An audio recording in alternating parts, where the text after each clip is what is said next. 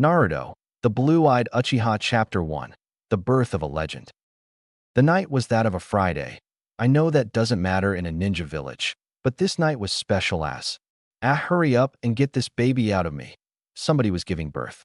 And yet at the same time, it was a day of destruction as a demon was attacking the village. Except this wasn't just some weak run-of-the-mill type of demon. No, this was the Kyuubi no Kitsune, the strongest demon known to man.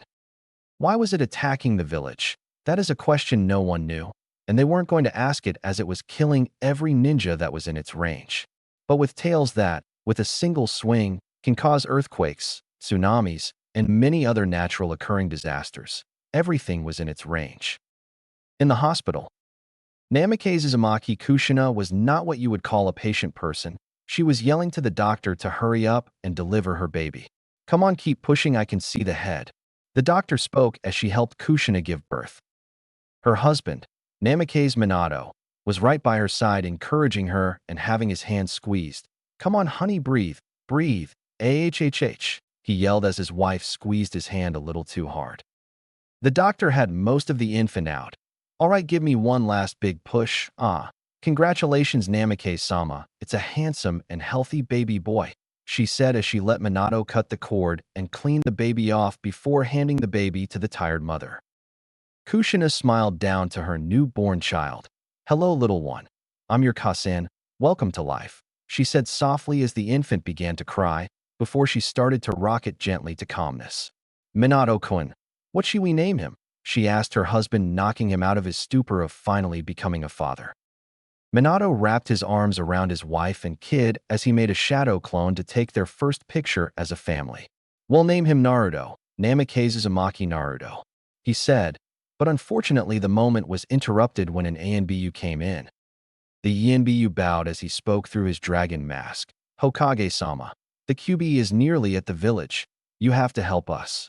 The ANBU begged as the yondaime dismissed him with a wave of his hand. Minato then turned to his wife who had tears in her eyes. "It's time, isn't it?" she said under her breath as she continued to rock her child. "Can I just have a little more time with him?" she asked, this time kissing her son all over his face. She kissed his head again as he opened his eyes, and she seen his freshly blue-gray eyes. She smiled down at him as her own emerald-like eyes bled into red as her Sharingan came to life to help memorize her son's smiling baby face. You have to understand her history first. Her grandmother on her mother's side of the family was an Uchiha, and her grandfather on her father's side of the family was a Senju, but not just any Senju. This one was Hashirama himself. She herself married a Namikaze, and she's an Uzumaki, so her child was literally going to be the strongest ninja in history, maybe even exceeding the Rikudo Sennin. With the Uchiha's bloodline, the Uzumaki's longevity and large chakra reserves, the Namikaze's stamina and amazing techniques, and the Senju's military intelligence, analytical minds, and their uncanny ability to be Kage level, then it's no question just how strong Naruto will become. She could tell that she didn't have much time, since she had lost a large amount of blood, and no amount of blood pills would bring it back. Her fully matured Sharingan eyes morphed into that of a four-pointed star, Tsukiyomi. She whispered as she sent her son into a 3-day-long genjutsu that only lasted a single second in real life. What she did in the 3-day span will most likely be known later in his life when the memory of the event is systematically unlocked later in his life.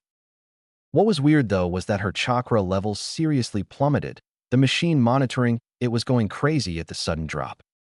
Minato had seen what his wife did, but like always he didn't have time to panic as she was done a second later. But who said he didn't panic as he watched the machine go crazy a second later as his wife's chakra levels dropped down from 85% to 25%. "Oh shit," he muttered as he quick-stepped to her bedside and popped a soldier pill in her mouth, and her chakra levels rose to 35%, but he didn't see that. All he seen was her Sharingan fade from view. He wasn't the yondaime for nothing as he noticed a slight flux of energy enter Naruto before disappearing altogether. "Ooh, I understand now," he thought as Kushina gave him one final kiss to Naruto's head and gave him to her husband, saying in a very low and raspy voice, "Go save the village." She said that with tears in her eyes, as they shared one final kiss knowing they weren't going to see each other in this life. Just when he stopped the kiss and left, The nurse finally entered to check on Kushina after hearing the chakra machine. Kushina gave last thought as she felt her life slip out of her body. Take that, Kyubi. It's time for you to enter yet another Uzumaki. And after this one you'll never experience freedom ever again, she thought as she fully passed, with a smirk on her face. On the battlefield, the ninja of the village were still doing battle with the Kyubi when the Yondaime appeared on top of the toad boss summon, Gamabunta, the chief toad. The Yondaime is here, we're saved. A random Jounin yelled. Another giant toad appeared. On top of this one was Jiraiya and the Sandaime. This toad was Gamaken. And Jiraiya were even more saved. The same Jounin yelled again.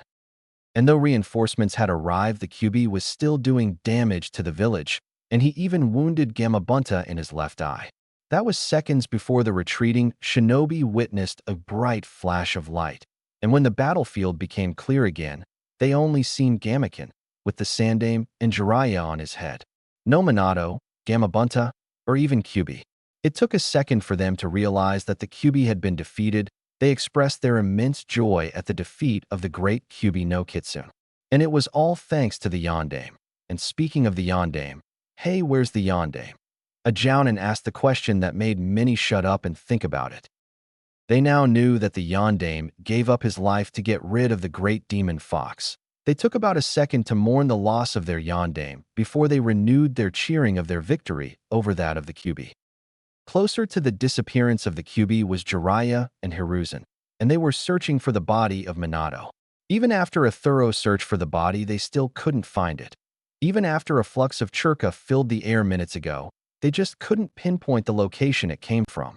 With all the leftover Yuki in the air, they were beginning to give up on the search, until they heard the sound of crying inside of one of Kyubi's larger and deeper footprints, at least a dozen feet deep.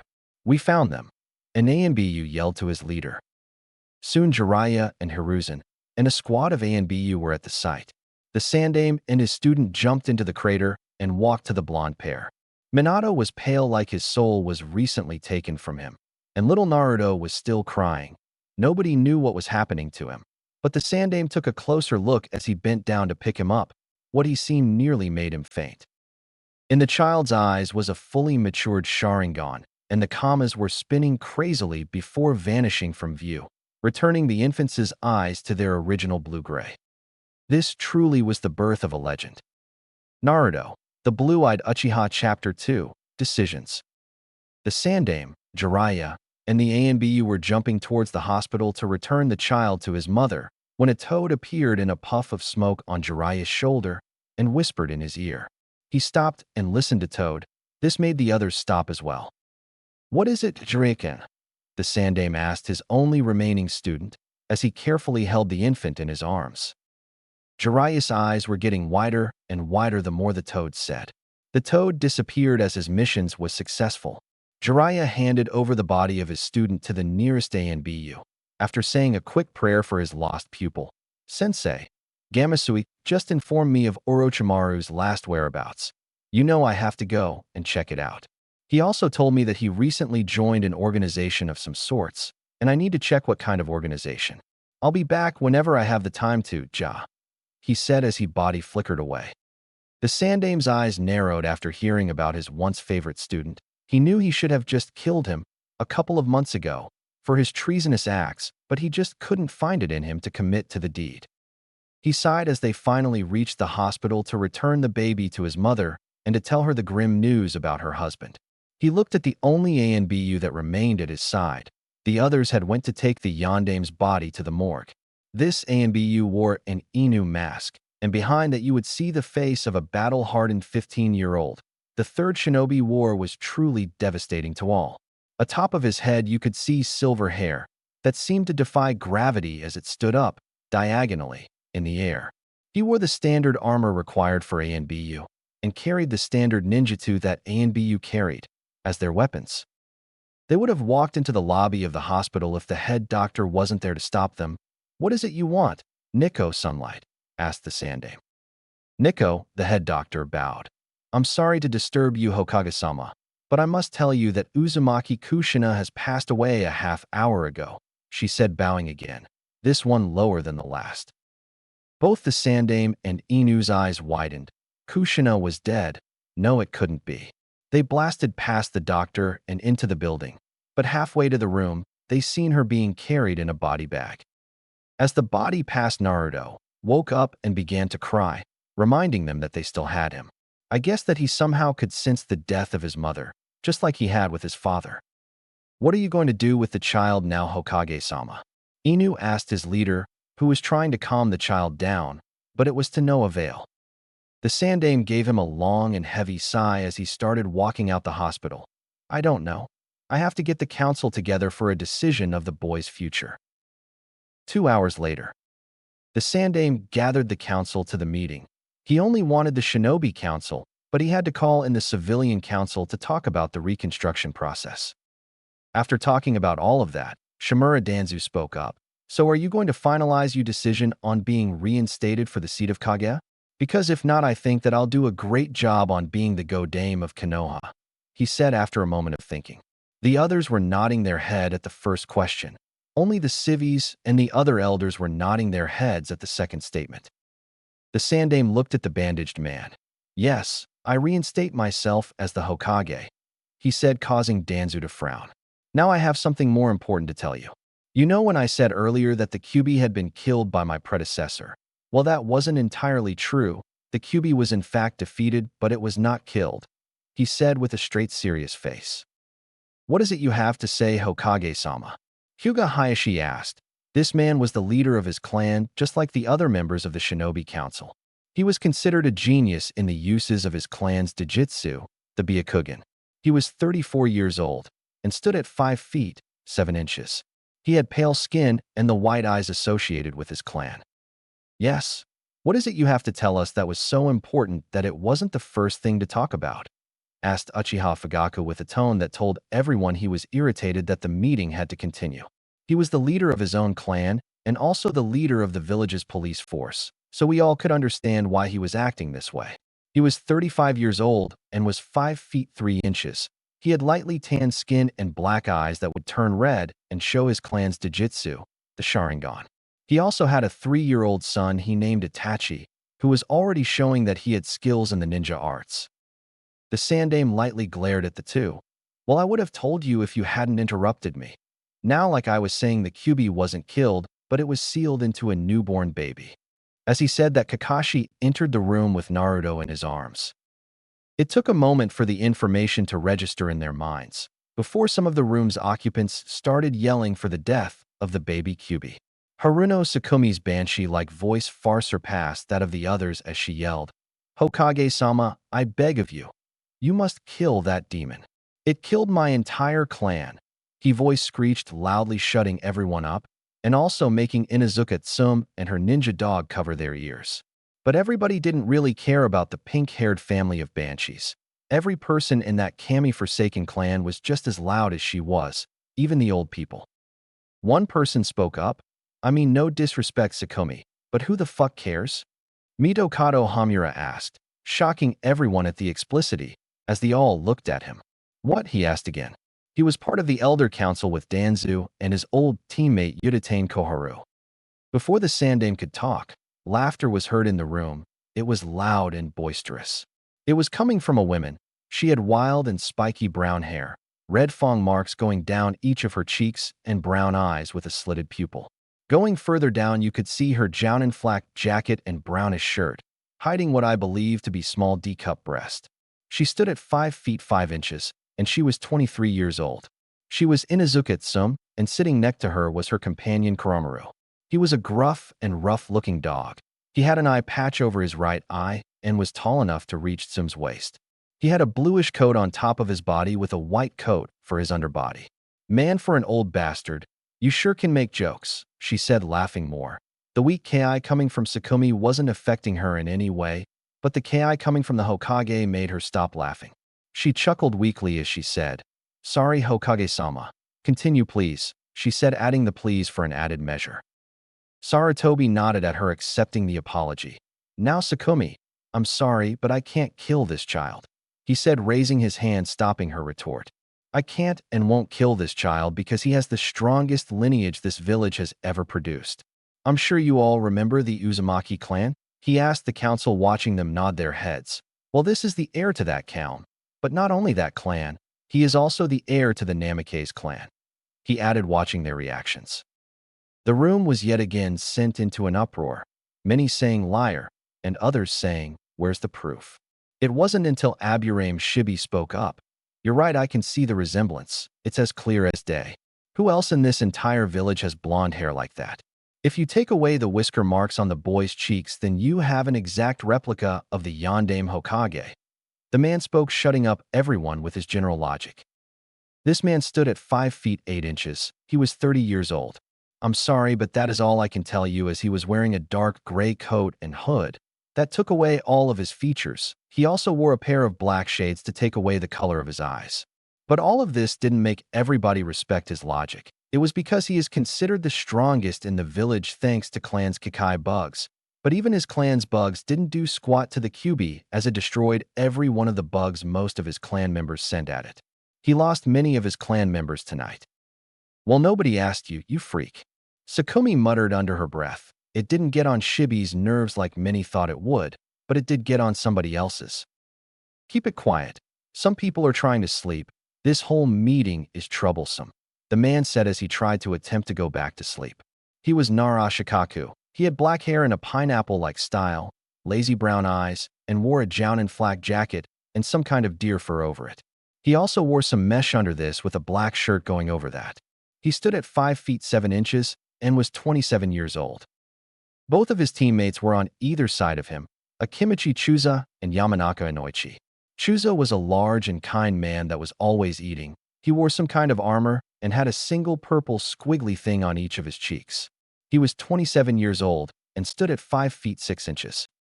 Yamanaka Inoichi was also a kind man that could be fierce when he wanted to, just like any other ninja in Konoha.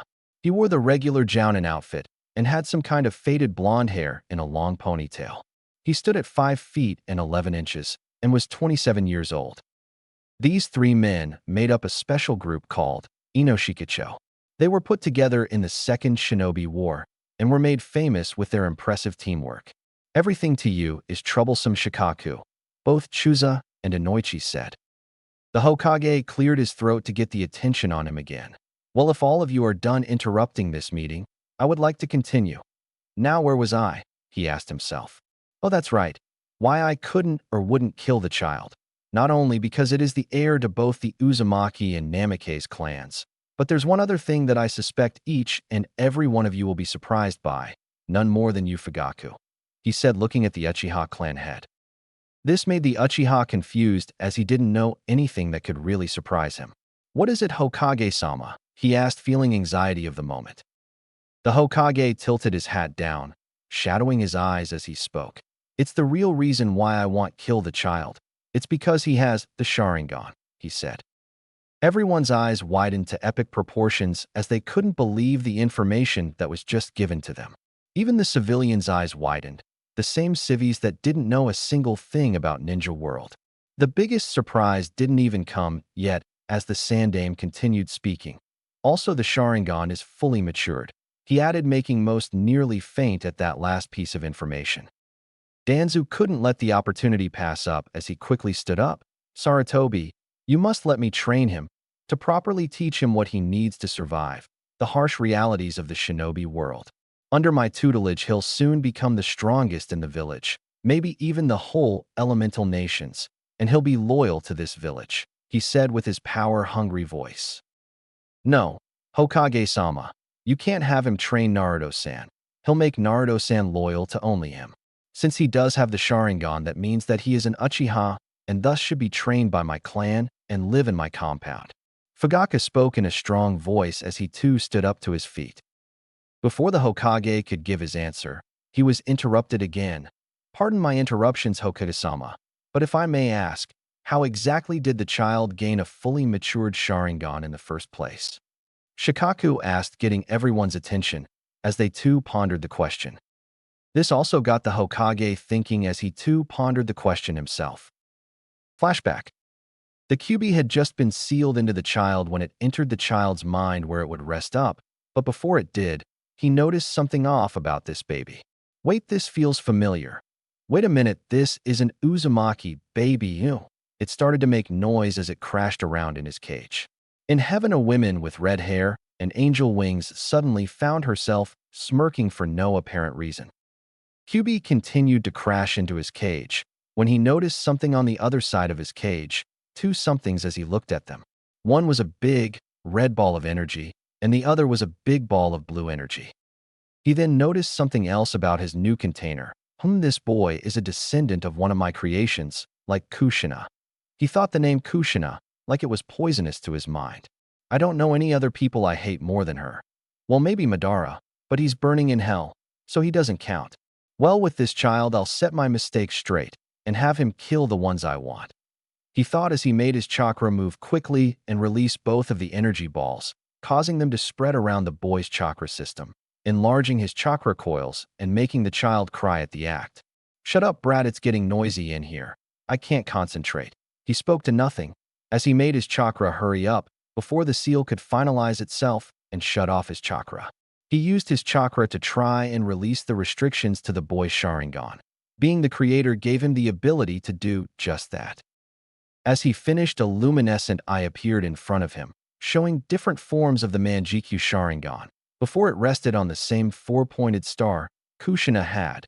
It went through the regular Sharingan forms before it rested on the three spinning Kama form, and then disappearing altogether. He marveled at his work, before making himself comfortable and falling into a deep sleep, awaiting the time when he finally meets his container face to face in the future. In flashback, the Hokage shrugged his shoulders, not knowing the answer.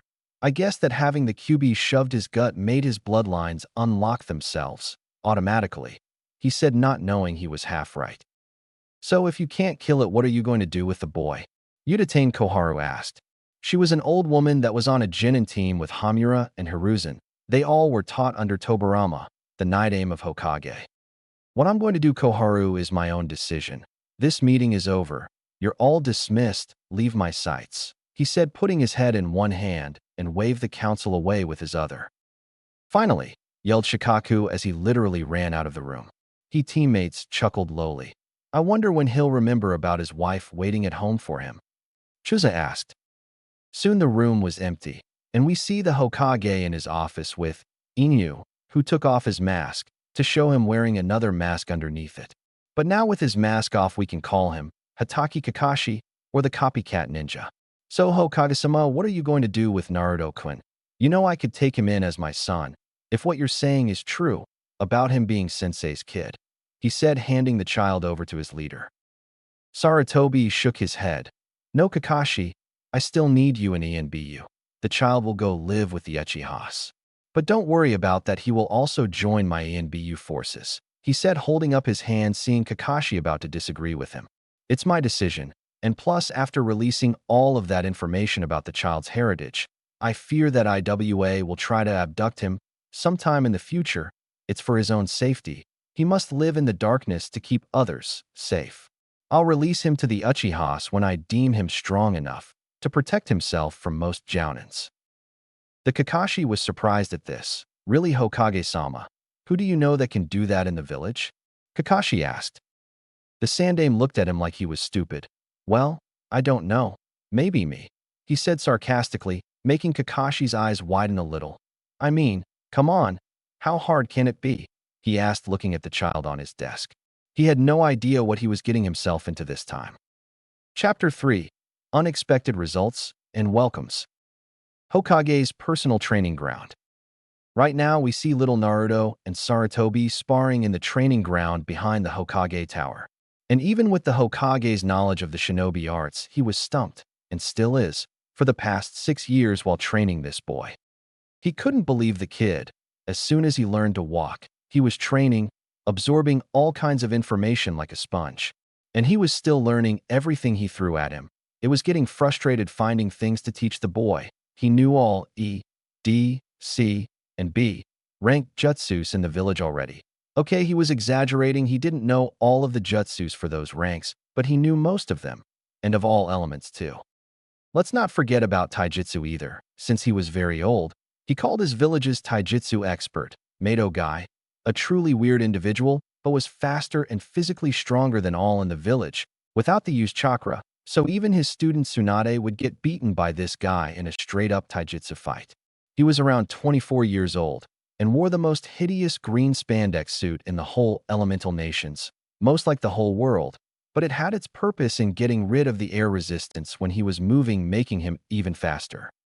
While like he was saying, Guy began to teach young Naruto, he was a little against it as his training really pushes the muscles to their limit. And then when the warm-up was over, the real training began. And since Naruto had been getting trained by him since he was age 3, that means that he was a little more buffer, lean, a little bit too stronger for someone his age. And even then his training had to progress faster after what happened, sometime before Naruto turned 4. It was the reason why he enlisted Naruto into the ANBU course shortly after. 2 years ago, give or take a few of the months. Naruto had just gotten out of training with his sensei, Guy, and he was super tired from the brutal training he was put through. And even though he had been doing this kind of training for a couple of months, he was still tired, and yet he never complained, since taijutsu was the only thing he could work on for the time, since Hokage Gigi said that even though his chakra reserves were higher than everybody's in the village, that he had to let it settle before he started to do anything chakra-related. He was sore as he wandered through the forest in search of the Hokage's compound. Around the area, it was always a little hard to navigate through the forest during the new moon, as even his demon-enhanced eyes needed just a little light to fully work, so everything he was seeing was just a little fuzzy.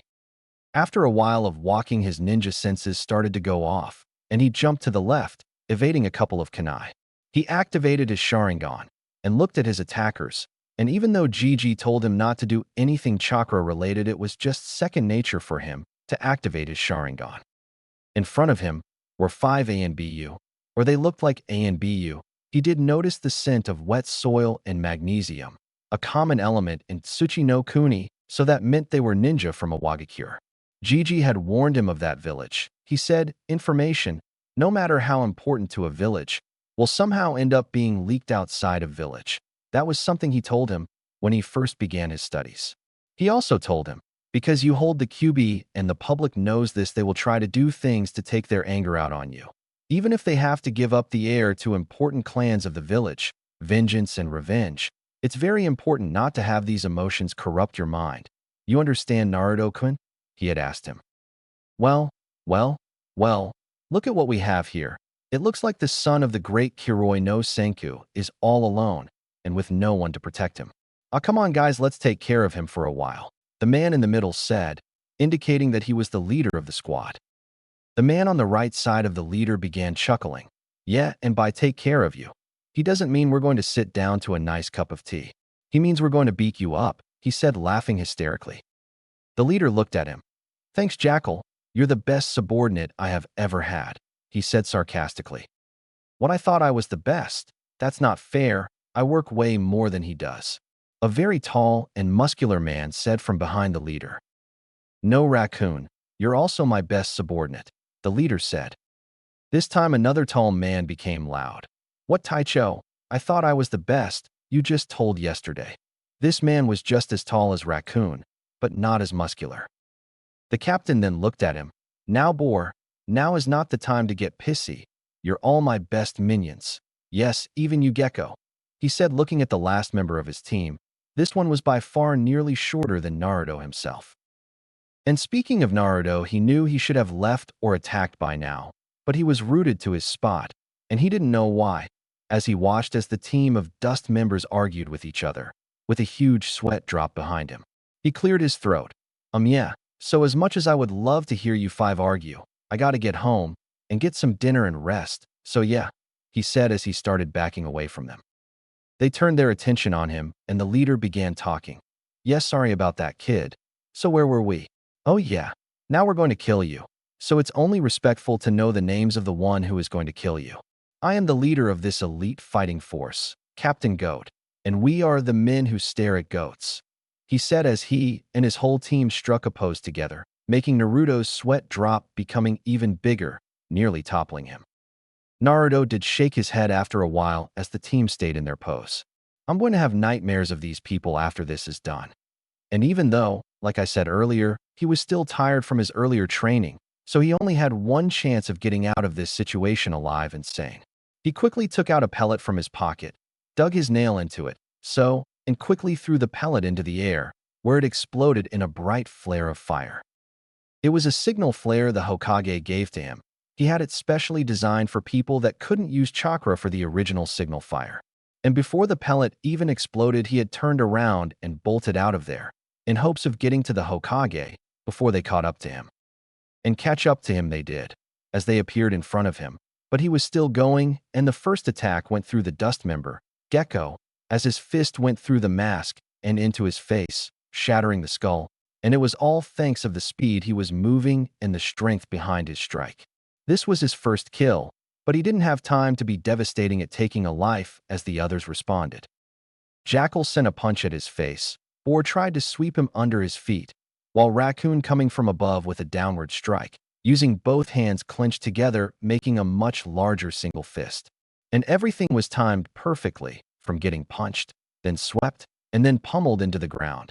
Except he was a regular person as he had his Sharingan, which predicted the whole thing, so he simply jumped backwards, where Goat was waiting for him. But back to the other three, they had crashed into each other. Boar was hit with Raccoon's attack, and his leg snapped, nearly making him scream in pain. And if it wasn't for his pain tolerance training he would have, let's not forget about Jackal. Raccoon's attack had went through his shoulder and continued on to Boar's leg. He was the one that screamed. Now back to Naruto. He was trying to avoid the captain's strikes, and it was only because of the Sharingan that it was happening. He was quickly getting more exhausted as time went by. He was also fortunate that he remembered about the others, and while they were arguing with each other to watch where they were going, he quickly sent a kunai at their heads. 2 out of 3 wasn't so bad, as Raccoon had dodged his, seeing it coming. And now it was 2-on-1. And they got their break as fatigue fully set in for Naruto as he couldn't dodge the recent snap kick from Goat. And that was when the beating started. They started kicking and punching him in all places as they were doing damage to his little hard body. It was a full 30 seconds later that the Hokage and a full platoon of ANBU appeared at the scene and killed the intruders. The Hokage quickly and carefully picked up Naruto's beaten and battered body. He had a completely swollen face and blood coming out of cuts and bruises all over his body. His clothes had been nearly completely torn off of him, and his arms and legs were crushed, but looked like it was beginning to slowly heal, as the Kyuubi was doing everything in its limited power to heal up Naruto's body. And it had its work cut out for it, as Naruto suffered many broken ribs and internal bleeding, not to mention a cracked skull. It took 3 full months for Naruto to completely heal from the damage that his body had sustained.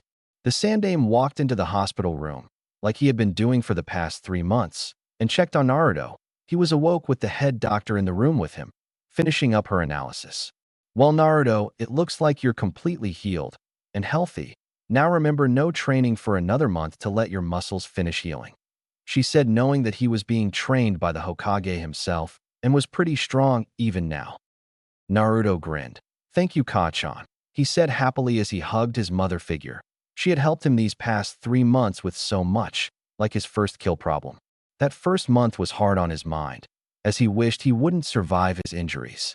But Nico-chan helped him with everything, telling him that he shouldn't even be training or fighting so early in his life. He was only 3 for Kami's sakes.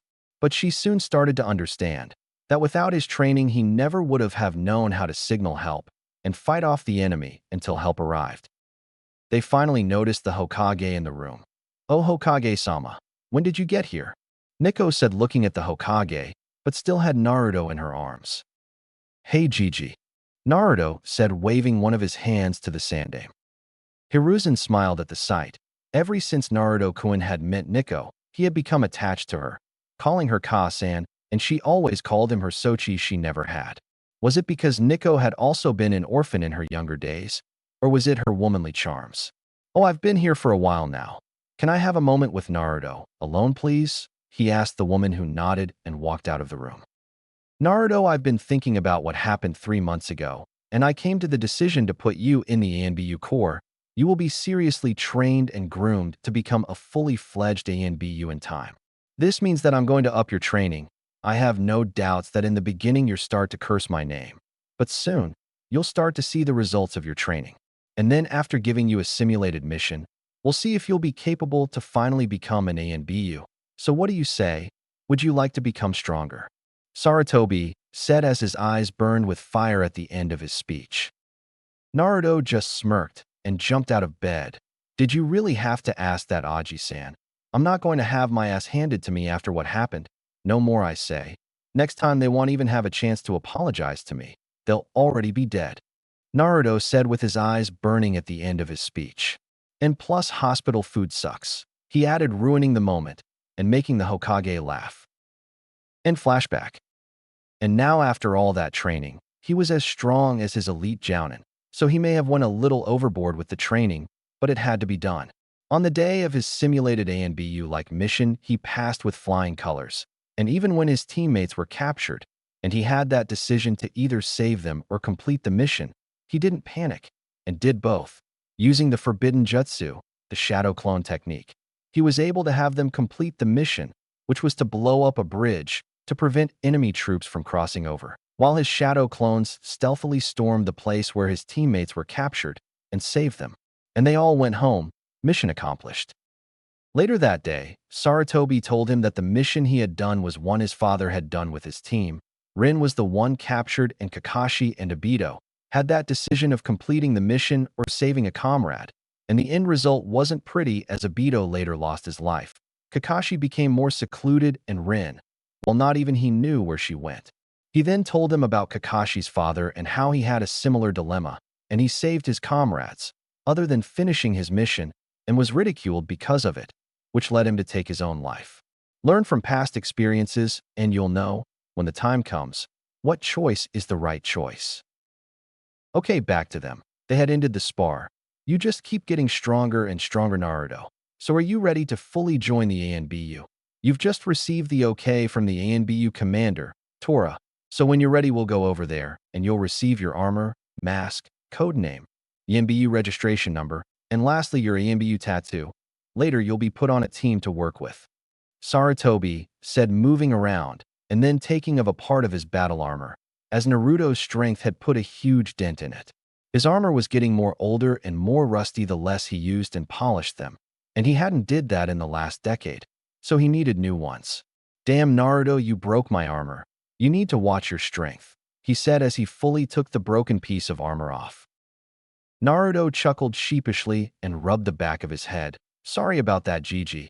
It's just that I know where your armor's weak points are, and I had to exploit it. But maybe I did use too much power, he said, getting into his thinking pose, which was to rub his chin and narrow his eyes a little. So Aji-san, can we go to HQ now? I don't want to keep the Sotecho waiting, now do we? He said after a while of thinking. The Hokage smirked. I thought you'd never ask, he said as he grabbed Naruto's shoulder, and their body flickered away.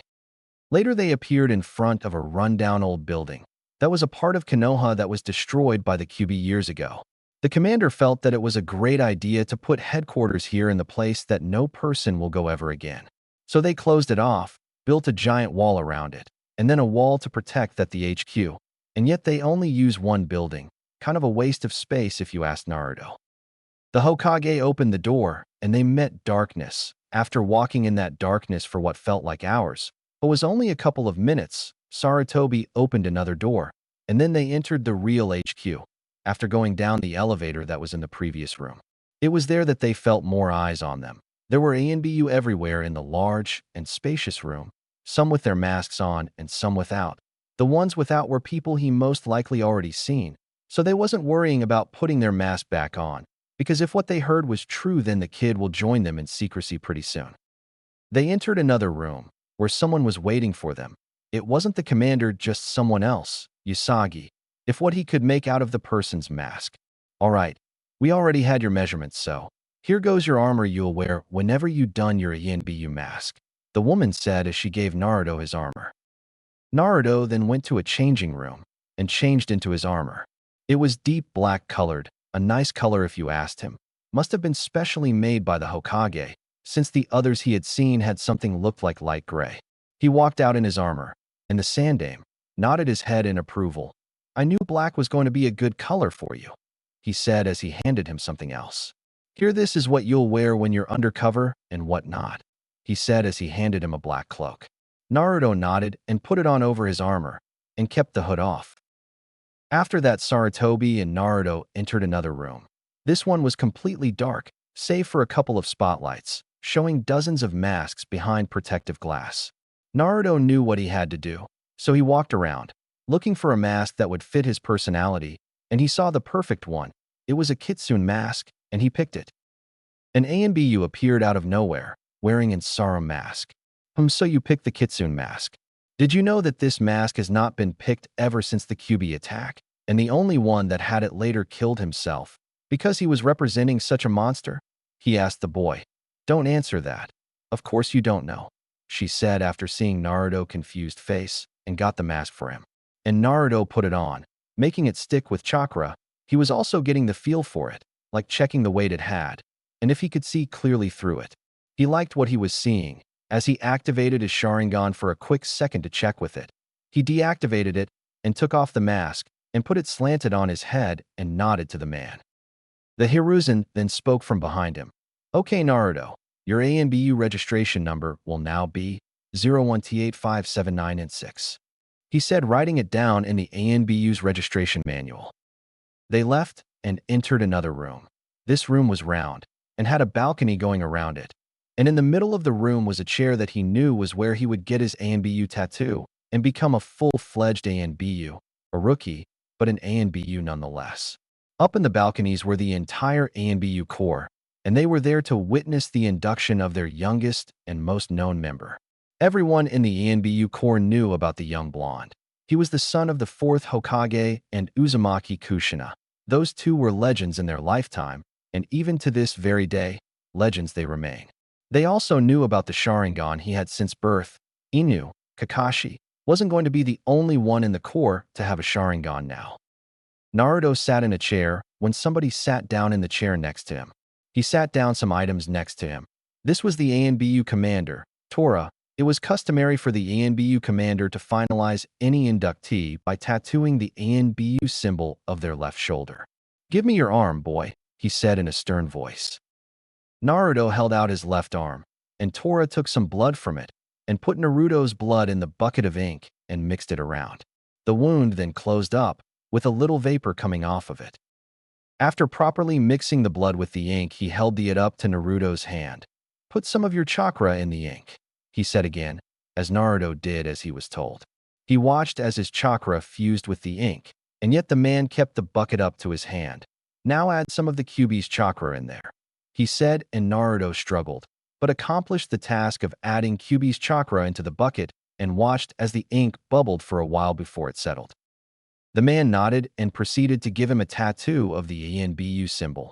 Naruto didn't scream or wince at the pain, because somewhere in his subconscious he knew that this was a test to check his pain tolerance. And if he couldn't handle it, then the tattoo wouldn't get complete and he'll be kicked out of the ANBU before he could even start. The man finished the tat and stood up. Congratulations, you are now ANBU. The man said with his gruff and stern voice gone. It was replaced with a deep and yet easygoing voice. He began to speak louder, as he was talking to the whole Corps now. I want you all to welcome our newest member, Kitsune. Know that because you are the Jinchuriki for the Kyuubi that you will not be treated in any less way, and receive the same kind of respect from all members. Am I right, everybody? He said as the ANBU all around began to cheer for their newest brother. The man turned back to Naruto. Now you have your first mission. Naruto looked back to the man. What is the mission, and I'll see that it is completed quickly and successfully, he said as he stared the man in his eye. The man smirked at the kid's determination. Your first mission is to swear your loyalty to the Hokage, he said, watching Naruto nodded and turn around facing the Hokage. Naruto stared at the Hokage, activating his Sharingan, and bowed on his knees. I, Namikaze Naruto, aka Kitsune, member of the elite ANBU Corps, swear allegiance to the Hokage of Konoha Corps. I swear to protect and serve this man and achieve anything and everything I am told. He finished talking and stayed on his knee and left his head bowed. The Hokage looked at him. Raise your head. He spoke in a commanding voice and watched as Naruto did as he was told. He then took out a scroll and unsealed 4 swords. a katana, nodachi, kodachi, and a ninjutsu. He laid them on the floor and said a simple phrase, "Choose wisely," he said.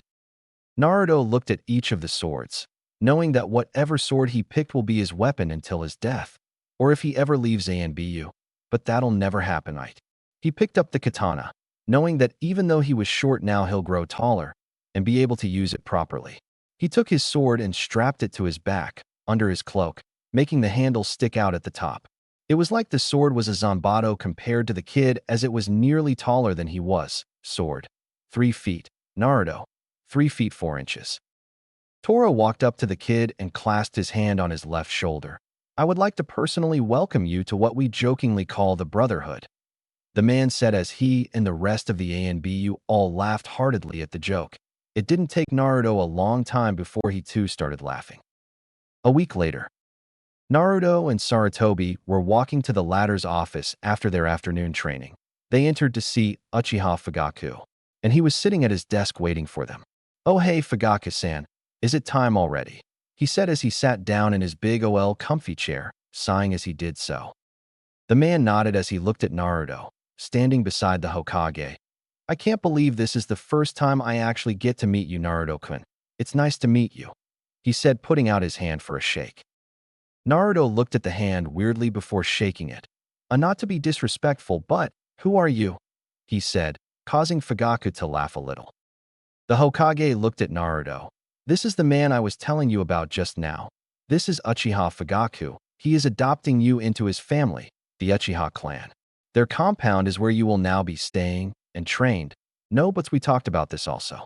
Since you were born with the Sharingan, this man feels that you should live with others that have the Sharingan, and they will teach you how to use your Sharingan properly," he said, holding up his hand to prevent Naruto from saying but. "But Gigi, I already know how to use my Sharingan properly," he said, activating his Sharingan and making it spin very quickly. "Fine," he said as the Hokage didn't budge in his decision. He turned to Fugaku. "So do I have to call you Two-san or something?" he asked the man, making him laugh again and shake his head no. "No, my boy, you don't need to call me your father, but you will be staying in the same house as my family, though my wife will love it if you called her Kasan," he said as the Sandame finally gathered the papers he was looking for and gave them to Fugaku for signing and jotted down his final approving. Naruto's new name was Namikaze Uchiha Naruto, and he had a new home to go to. After Naruto also signed his name, the one before and the one after, he left with Fugaku. They walked through the village, many looking at them curiously, because they wanted to know why the demon was walking with the Uchiha clan head. They seen them enter the Uchiha compound, and came to the conclusion that the demon was adopted into one of the most prestigious clans of the village, meaning that they better had changed their minds on him or suffer the wrath of the Uchiha. Naruto had only been in public a couple of times in his short 6 years of life, and out of all those times he liked this one better. The other times, he would always be glared at, even if he was with the Hokage of the village, and even if he was the son of the Yondaime, though he didn't think they knew that detail, just the demon part. He couldn't help but smirk at the look on their faces after seeing him walk with the head Uchiha. Maybe being with this family won't be so bad after all, he thought as he watched the man nod to the passing Uchiha, and some of the girls giggling at him. He guessed that they loved the color of his eyes. Blue-gray is the best of them all. It's like a cloudy sky. They soon walked up to his new home. When they entered, they seen 2 boys talking about the training that the eldest promised to put the youngest through. A woman came from the kitchen with an apron over her dress. Boys, calm down. Your father will be here any moment, and you don't want him to see you 2 argue," she said to her 2 sons, as the eldest poked his younger brother in the forehead. "Too late," said a voice from the doorway. "I'm already here, with a new addition to the family. Go on, introduce yourself," he said to the boy, lightly moving Naruto in front of him. Naruto sighed as he was moved. He waved his hand. "Hi, my name's Namikaze Uchiha Naruto, and I was just adopted by this man here. So I hope you'll respect me as I'll respect you," he said to the family. Mikoto nearly squealed. "Hi, I'm Mikoto. You can call me Kasan. And these are my sons Itachi and Sasuke. You can call them your brothers," said Mikoto. She was a beautiful woman, around 29 years old, a medium-sized D-cup breast. She had long black hair that reached her shoulder blades. She wore a brown dress and had a beige apron over it, which she just took off. She was wearing any shoes as that was some kind of tradition in all households. She was a retired jounin that stood at the height of 5 feet 2 inches. He knew that because she suddenly appeared in front of him and hugged him to her breast. "Welcome to the family. We have been expecting you." She let him go after she heard him gasping for breath. "Sorry about that. I'm just so happy," she said, grabbing his hand and dragging him to the table and sat him down.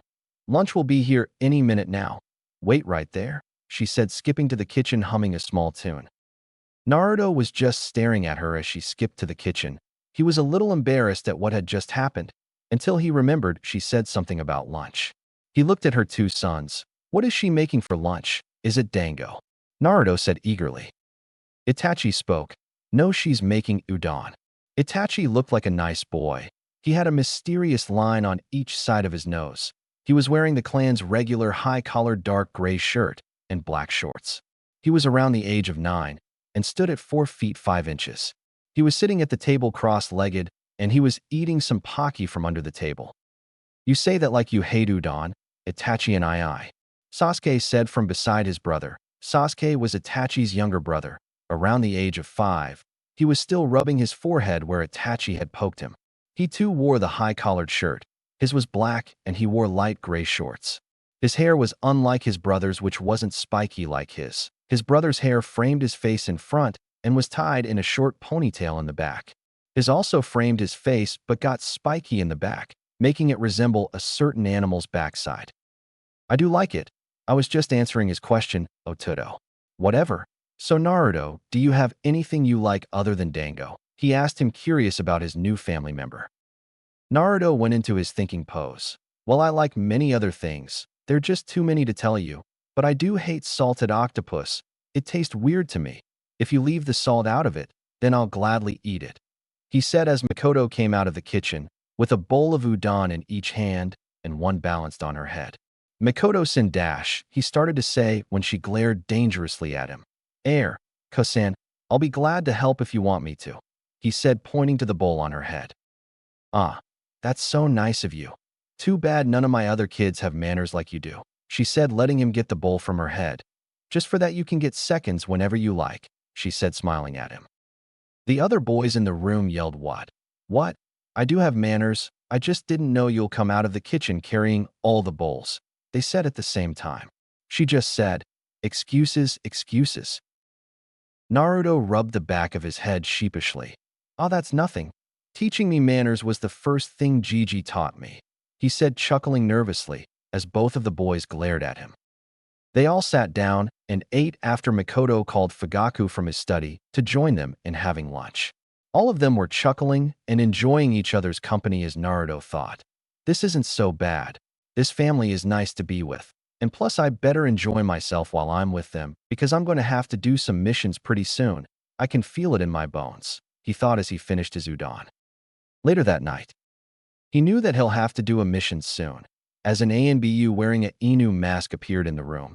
He got from Makoto. It was a nice and clean room. He got up and unsealed his ANBU attire from his colorless seal located on the back of his right hand. He got dressed and donned his kitsune mask, and they soon left the compound towards the village's eastern gates, not knowing that Itachi seen them leave through his bedroom window. They reached the gate and met up with 2 other ENBU members, one wearing a Nico mask and the other wearing an Hibi mask. They both had their ENBU tattoos on their right shoulder showing that they were females. "We're here. I had to get him for his first real mission," Inu said from behind his mask. "Well, at least you're here now. Let's get started. The mission isn't going to finish itself," Hibi said. She had purple hair and pupil-less brown eyes. She stood at 5 feet 3 inches and had light gray armor under her black cloak. "You're so impatient, why don't you just calm down?" Nico said, and they began to argue with each other. "Can both of you be quiet? Nico, why don't you at least act like you're my lieutenant? And Hibi, we'll leave right now. Just calm down," Inu commanded them calmly. He then looked at Naruto. "Don't worry about them. They're really good friends. Now show us why the Hokage himself put you in ANBU," he said as they all vanished and started their nighttime adventures. Chapter 4. Congratulations and relax. Outside of Konoha's walls, The forest was always peaceful at night. The stars were out, and the moon shining on the forest below. Animals turning in to sleep and predators relaxing after a great meal. And do you know the best thing? The team of ANBU didn't disrupt the atmosphere at all. Following the team, we see 3 figures. Wait, that's 4 figures. The fourth was just short. And yet his height didn't hinder him at all, as he was keeping up with the others' speed. Kitsune was irritated as he was jumping tree to tree. Why? Because he couldn't believe what his first mission assignment was as an ANBU border patrol. Seriously, they woke me up for this. He thought, happy that his face was covered by his mask, so that his squad members couldn't see his scowl. Well, at least he thought that they didn't notice. His comrade Nico turned to him. "What's wrong, Kitsune-kun?" she asked, noticing his tense neck muscles. Kitsune turned to his worried squad member. "Nothing, why would you think something is wrong?" he said. She quietly giggled. "Because your neck has been tense ever since the mission briefing." Kitsune's eyes widened a little at that, until he remembered that she was ANBU, and that was one of the skills in being ANBU, being able to notice the little things and use them as an advantage for other things. You don't have to be so tense. You never know what could happen on these missions, but it's best to always hope for the worst, so that you'll never be surprised during the mission. "You understand," she said after a while. You know she is right, Kitsune-kun, but she left out the most simplest detail in being an ANBU. You have to always be on your guard when on duty. You can never relax until you are off duty, so for now on, be prepared to be awake for many nights in a row. Hebe said, slightly turning her head and looking in his eye holes for a brief second, seeing his activated Sharingan eyes. "Girls, quit pestering Kitsune. This is his first mission. Border Patrol is always an ANBU's first mission. It's to prepare them of long nights of sleep and being on guard and some other stuff I forgot." Inu then gave a deep, reminiscent sigh. "I remember my first mission. I was asleep for days after it," he said, holding up his hand, signaling his subordinates to halt. They stopped and overlooked the clearing in view, seeing a bandit camp inside of Hai no Kuni. Now that was something they couldn't have that. Looking in the campsite, they could see a total of 14 bandits. And though they didn't see any civilians, they could smell the heavy scent of blood and burning flesh, meaning that they had people there earlier and burned the bodies, likely to get rid of evidence of them even being there.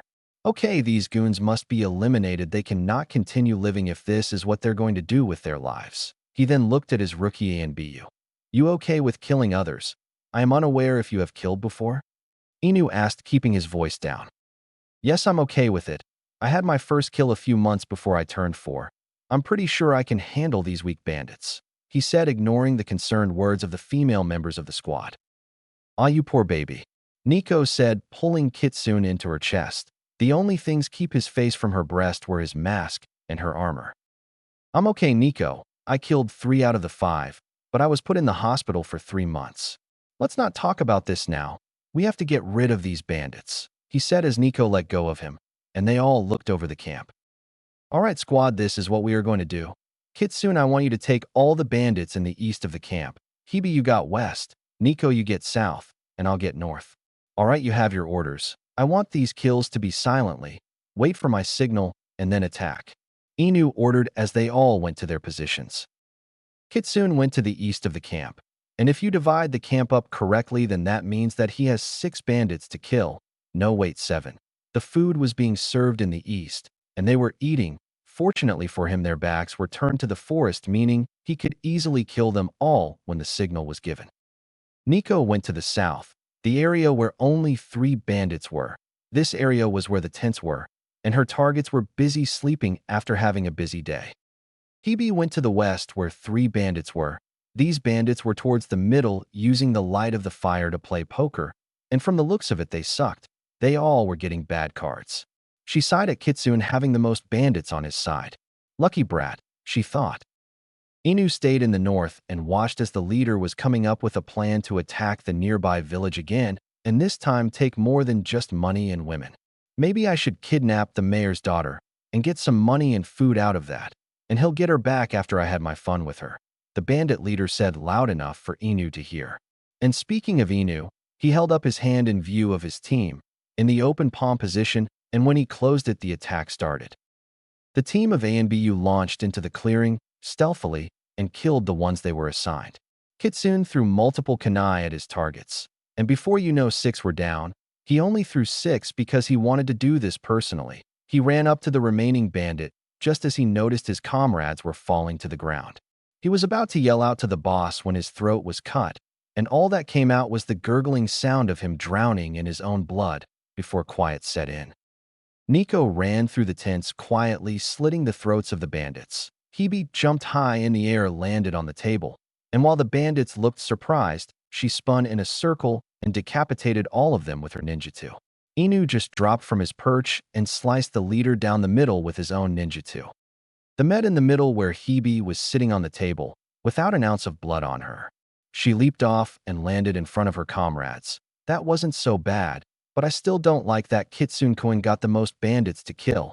It's so unfair, she said, crossing her arms. I'm sorry, Hebe-chan, is there something I can do to make it up to you? Kitsune asked him, not seeing or hearing the rest of his teammates waving their hands in the no motion.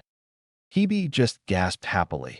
Sure there is. The minute we get back to the village you can treat me to some dango, she said, moving her mask to the side a little bit, and kissed him on the cheek and started skipping away happily. Kitsune just stood there in disbelief. What did I just get myself into? He asked out loud. The others shook their heads. She's going to stick to you like glue now, they both said and followed Hebe out of the clearing. 6 a.m. The next day. The team returned after a short time doing border patrol. Usually a team would do border patrols for a week and up, but since this was Kitsune's first mission, the Hokage didn't want his skills to be wasted on doing border control. When they reached the gates, Kitsune let out a big yawn. He had been doing this for the past hour and a half, and his team was getting annoyed at its consistency. Okay, that's the last straw. Either stop yawning, or I'm doubling the amount of dango you're treating me to, Hebe said, exploding at hearing the latest yawn. Hebe, what did I tell you about yelling at Kitsune-kun? You have to remember, even if he has the skills to be an ANBU, he's still a kid and kids need sleep, Nico said, defending Kitsune. Hebe gave a deep and heavy sigh as they passed the gate. Only 2 more years of this and I get to become a full interrogator and torturer, she thought dreamily. She stopped thinking when they entered the huge red tower the Hokage works at, ready to give her report. They all appeared in front of the Hokage and said at the same time, while bowing, "Mission accomplished, Hokage-sama."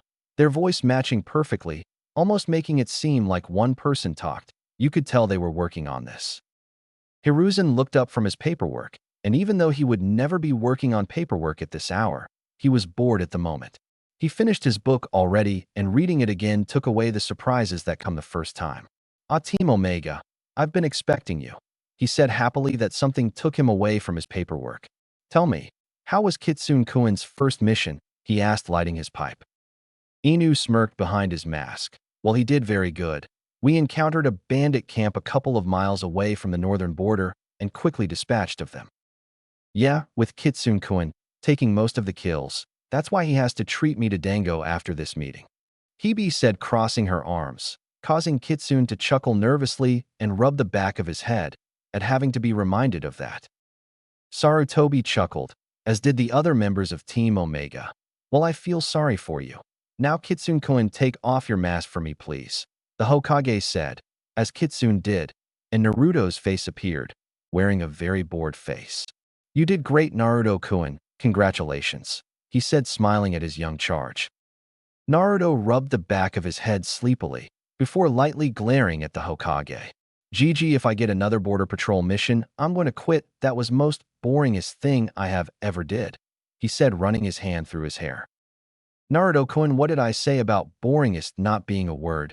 You have to quit using it, Sarutobi reprimanded his student. Naruto just sighed. Yes, Aji-sensei, he said, but then something happened that he didn't want to happen, he yawned. And Hebe promptly exploded. That's it, we're going to the dango stand. You guys could take care of the rest of the report, right? She said, taking off her mask, revealing a face that made Naruto's face turn red. It was the most beautiful thing he had ever seen, and he had seen some beautiful faces, like Nikko-chan, Mikoto-kun. There was one when the Hokage took him to the Hyuga compound to have tea and learn proper manners. It was the Hidome-chan, the Hayashi's wife. And even when he was given his Jinjutsu lessons from Yuhi Kurenai, the Jinjutsu mistress herself. It didn't matter if she was only a chunin. With the Jinjutsus, she knew she could probably take on some of the most strongest, weak-minded shinobi in the elemental nations. She had eyes that were similar to his Sharingan, and they had the same hypnotizing ability. You could really just get lost looking into her eyes. Of course, you would think that just because he's only 6, that he wouldn't know what he's talking about. I only have this to say, age isn't nothing but a number. Now maturity is what he is looking for, and Hibi's revealed face showed a whole lot of maturity. Everybody was staring at Naruto, who was staring at Hibi. He had been doing this for the past minute or so, and it has been creeping Hibi out. "A kid. You there, hello," she said, snapping her fingers in front of his face. Only then did Naruto get out of his trance. "Hawa. Oh, sorry," he said, rubbing his head in embarrassment. He didn't have any more time as Hibi put her mask back on and started dragging him to the window before body flickering out, and to HQ to change their clothes before going to the dango stand. 5 minutes later, Naruto walked out of his room in HQ and waited in front of Hibi's room, waiting for her to finish changing so he could get this over with. He didn't like giving up his dango for someone else's sake. But when Hibi walked out introducing herself as Mitarashi Anko, he said out loud, "But for you, I will make an exception."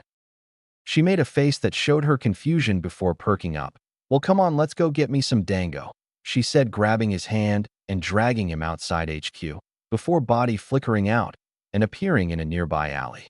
There were barely anybody outside, and the ones outside were only opening their stores and getting ready for their day with a morning walk or run. As Guy stopped in front of them, "Naruto-kun, my youthful student, how's the life treating you? I bet it's pretty youthful, am I right?" he asked. "So how about we get some morning training done? Anko-san, you can join too," he said, grabbing both of their hands and sped off into the distance. 5 hours later, Anko and Naruto slumped their way into the dango stand at 11 a.m. When they walked in, they seen a girl with familiar purple hair and green eye eating dango. "Oh, here they are, Nai-chan," the purple-haired girl said. Anko perked up a little at seeing her friends and walked over there, and Naruto followed, yawning as he sat down. Anko let it slide as she too yawned after seeing him do it. "I'm never training with Guy ever again," Anko said, taking one of the dango skewers off the plate in the middle of the table. Naruto looked at her sleepily. "Anko-chan, at least you finished the warm-up. That's great. Not many people can say that trained with Guy-sensei and passed the warm-up," Naruto said proudly, letting out another yawn. "Waitress, can I have a cup of coffee, please?" he asked. She looked at him funny. "Kid, we don't serve coffee to minors," she said, walking away. Naruto sighed. He called her over again. "Waitress, can I please have a cup of coffee?" he said, his eyes turning red for a while before going back to normal. She perked up. "Sure. How would you like to have it?" Naruto smiled and said, "Surprise me, please." She nodded and went on her way. He looked at the table's occupants and found them looking at him. "What? I don't feel like having any problems today, and not getting served coffee, just because I'm a kid, was definitely going to be a problem," he said, putting his head down. "Go on, Anko-chan, order all the dango you want, as long as you save me some," he said, waving his hand in the air, waiting for his coffee. "You know, Yu-chan, we should have seen this coming," Anko said, ordering herself about 3 dozen skewers of dango and a bottle of sake. "I mean, he just go off of an all-night mission and then gets dragged into training with Guy for the past 5 hours. I'm surprised I'm not passed out," Anko added. "Yeah, I heard about Guy. He calls himself Konoha's Green Beast. I hear he's wicked strong and incredibly fast, and yet even with all that he has no sense of fashion," Kurenai said, taking a bite out of her own dango. The waitress came back and tapped Naruto on the shoulder, waking him up instantly. "Here you go. I got you black, with sugar and cream," she said, putting his coffee down. Naruto thanked her and gave her a 50 yen tip for the 10 yen coffee. She thanked him and went to her next table. Naruto took a sip from his coffee and looked around the table. "So what's your name, pretty lady?" he said, not wanting to say Nico while in public. She smiled at him. "Well, Naruto-kun, my name is Yuzuki Yugao. It's finally nice to meet the real you," she said, flipping her hair a little. "Now that I think about it, shouldn't you be getting back to the Uchiha compound? I bet Mitoko-san is worried about you. She doesn't know anything about. For all she knows, she probably think you've gotten kidnapped," Yugugo said. Naruto shot up in his chair at the mention of the Uchiha. Oh yeah, I forgot all about them. Well, I'll just tell them that I got up really early to train with Guy Sensei, since it's the truth. He said, taking another sip from his coffee and getting up from his seat, before Anko yanked him back down. Hey, where do you think you're going? Don't try and skip out on paying for my dango. Now sit and watch us beautiful girls eat, she said, causing the other girls to giggle. Naruto's head dropped to the table, and the last thought before he fell asleep was, Mikoto Kasan is going to kill me for worrying her. The three girls looked at the sleeping boy. Ah, he looks so cute when he's asleep. Yugugo said quietly, so as to not wake him up. Ko-chan, are you sure that it was a good idea making him stay here? I mean, that chair is doing nothing for his back. He should be asleep in a soft bed. Kurenai said. Fine, I'll take him to your house, and he can sleep in your bed. Are you happy? Anko said, smirking at Kurenai's blushing face. Well, give him a couple of years, and then he'll get invited to my bed, she said on accident. Or was it? She didn't have time to cover her mouth, though, as the other two girls gasped. Nai-chan, do you like Naruto-kun? Whatever happened to Uzumaki-kun? Weren't you going to try and get with him when he came back from the capital? Yugugo asked, looking at her friend. Of course you like her, Nai-chan. You don't have to lie. You like him to Yukon. It's no doubt about that. Anko said, taking a bite from her last dango skewer and drinking the rest of her sake. So that means you like him to Ko-chan? Yugugo asked her skimpy-dressed friend. Of course, I just spent nearly a day with the kid. He has loads of stamina, and he's incredibly strong, intelligent, his chakra reserves are through the roof, and lastly, in the future he'll grow up to be a very handsome and even more powerful young man. And since we have already established ourselves as the sexist in the village, there is no way that he won't grow more attached to us, she said, finishing her long speech. Chapter 5. New Team. Nearly 3 years later. Naruto was now 8 years old. Well, it was a little under 9 years old. His birthday was in a couple of months. Not that it mattered. He knew that he was going to be active on that day. He just took off his ANBU armor and sealed the rest of his equipment into the seal on the back of his hand when Inu, his captain, walked into his quarters. "Ah, Naruto-kun, I caught you in time," he said, taking off his mask, showing Kakashi. Naruto looked over his shoulder. Kakashi-senpai, what do you need? I thought you'll be home, relaxing after the mission we just had," Naruto said, putting on some regular sandals. "Oh, I am going to be. I just came here to get you first. The Hokage has something to tell the entire corps," he said, leading Naruto into the squad room. It's like a living room, where some of the individuals in the ANBU could go to just hang out, when they don't want to go out in public, for reasons no one cares about. They walked in to see the Hokage in the middle of a raised earth wall. It wasn't high, just enough for him to see all of the corps. He noticed Kakashi and Naruto enter the room and began speaking. "Now that everyone is here, I have some dire news to tell you all," he said as they all listened to their leader. Naruto and Kakashi walked to the front, but instead of stopping with the others, Kakashi kept going and stood before the Hokage. "I must inform you that our beloved member Hatake Kakashi, aka Inu, is retiring from the corps and will become an active elite jounin. It's his choice, so talk to him about it," the Sandaime added after a moment. The others were shocked. Kakashi, the famed Sharingan no Kakashi, was retiring. He was one of the strongest of them all. But the one shocked the most was his team, Yugugo and Naruto. Anko had transferred to the torture and interrogation squad to further learn under Marino Ibiki. They had stayed a 3-man squad since that had happened, and not even a month later, Kakashi decides to retire. Before any of the could voice their disagreements, the Sandaime spoke again.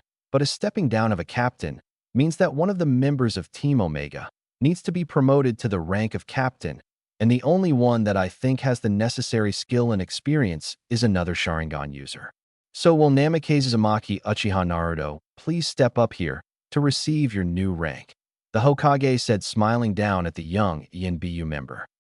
Naruto stood shocked, so much so that the snapping of fingers in his face, courtesy of Yugugo, didn't get him out of his shock.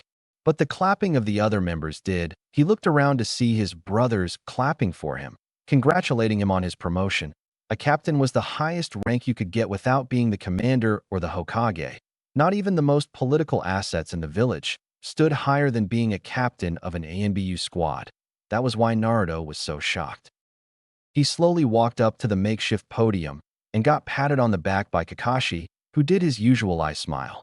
"Congratulations, Naruto-kun. You deserve it," he said, unsealing his captain cloak out of one of his storage scrolls, giving it to Naruto. "It's clean, you don't have to worry about that. I washed it, okay? I'm serious," he said, seeing Naruto slightly sniffing it.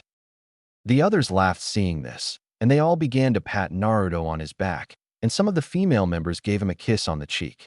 The new blonde-haired AMBU captain was blushing the whole time, feeling embarrassed the whole time.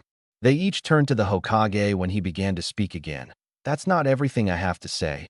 Now Team Omega is still down a member, so which one of you will like to join this squad?" he said, looking at the members, before his eyes landed on Naruto. "It's your choice, Naruto-kun," he said.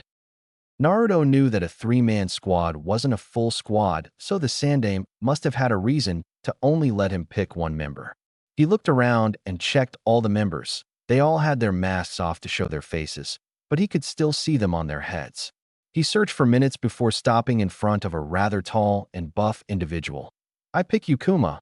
Welcome to Team Omega," he said, shaking the man's hand, and turned to the Hokage. "So, Hokage-sama, who else is going to be on this squad? I would love to congratulate the person as well," he said, looking at his sensei. "Oh, thanks for reminding me, lad," he said, turning his head. "You can bring him up now." He spoke to one of his AMBU guards. Soon the sound of somebody getting off the elevator was heard before the person appeared out of the shadowy area. The figure was Uchiha Itachi, and he was going to be the new member of Team Omega after joining the Corps. He didn't change in the past 3 years. He was a little over 11 years old, and he too had a fully matured Sharingan. Everyone could see as it shined and spun in its hypnotizing circle. "Itachi-kun here will be joining the Corps. It's a shame everyone knows about it, but he will do well here. Isn't that right, Itachi-kun?" he asked the young man. Itachi nodded his head at the Sandaime. "Yes, I will, Hokage-sama. I will do my best on Naruto Ototo's squad," he said, turning his head back to his little adoptive brother. "I knew you were in BU Ototo. That is why I too decided to join," he said, smiling and ruffling his little brother's hair. Naruto struggled under the attack at his hair. "Come on, Itachi. You know I don't like when you do that," he said, getting from under the elder Uchiha's hand. The Hokage began to speak yet again. "Now can we induct out newest member, or are we going to keep on congratulating little Naruto? Come on, everybody, let's give Itachi-kun his equipment," the old man said, jumping off the wall as it crumbled to the ground and disappeared.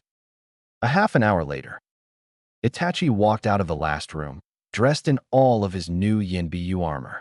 It was similar to the others, dark gray. He picked a ninjutsu for his primary weapon and chose a weasel mask, making everyone chuckle since his name meant weasel. He wore his AMBU tattoo proudly as he walked out the room. "So what are we going now?" Itachi asked out loud as he stood in front of his new team. "That's easy. I have an assignment for you four," a voice said as Sarutobi walked by them. "I have gotten word that one of our neighboring countries, Nami no Kuni, is being taken over by a tycoon by the name of Gato, the CEO of Gato Incorporations. Well, I just heard that. All of that is a front, as he is a drug lord that makes and sells drugs. He is now using his vast resources to drain Nami no Kuni of its money. They spent all of their money to pay for this A-rank assassination mission. I want this to be an in-and-out job, am I clear?" He spoke to them, and they saluted the man, yelling, "Hi, Hokage-sama," and leaving HQ to start their mission. Naruto donned his new Yinbyu captain cloak, after properly making sure it was clean. It was a little after 4 o'clock, so many people could see them on top of the eastern gate. "You're very lucky. You know that, Itachi," Kitsune said in his full ANBU armor. He was a little annoyed. He had just gotten off of a mission, but it wasn't the first time that this has happened. "Why do you say that, Kitsune Taicho?" Itachi replied, as he put on his mask. Kuma answered before his captain could. "Because from what I know, Taicho's first mission was border patrol," he said, chuckling with the others. Silence. "Now in formation. I'll be in the front. Itachi, you're in the back. Nico, on the right, and Kuma, on the left.